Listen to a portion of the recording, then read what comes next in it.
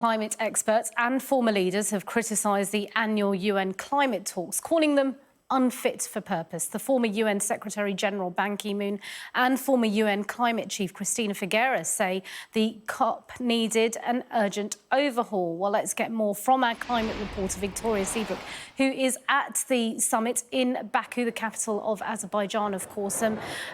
Victoria, look, a lot of unhappy people around. We've heard those protesters behind you when we spoke earlier, didn't we? But now it's very senior figures highlighting just how COP isn't working.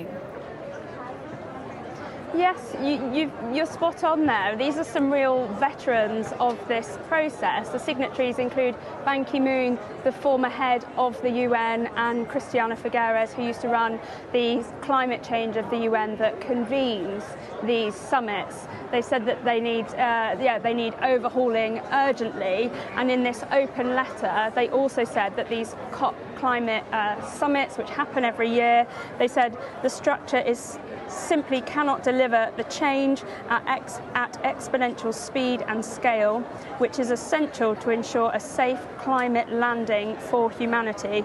And what they're alluding to there really is they've said that yes, these COPs have certainly made progress. The science shows us that sort of what the world was on course for before these COP summits ramped up compared with now. They have improved, but the process has been much too slow. The summits have ballooned, they've become much too big. So this letter, it's sort of a reflection of that frustration actually that has been mounting in recent years. Now, it's not specific to this COP, but certainly some of the criticism or implicit criticism in the letter could be read as being levelled at host country Azerbaijan itself, hugely reliant on oil and gas revenues. Now, as you can see behind me, it's business as usual here. You know, there was only 22 signatories of the letter. There's thousands of people that attend a COP every year, but certainly I think this issue of whether they should be reformed is not going to go away. And finally, I should just say that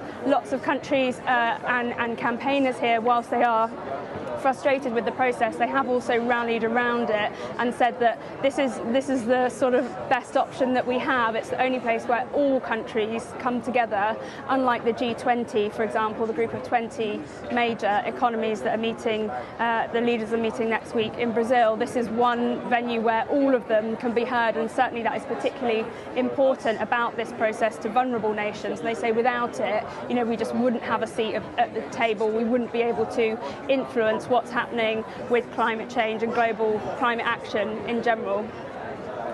Victoria, live from Baku, thank you.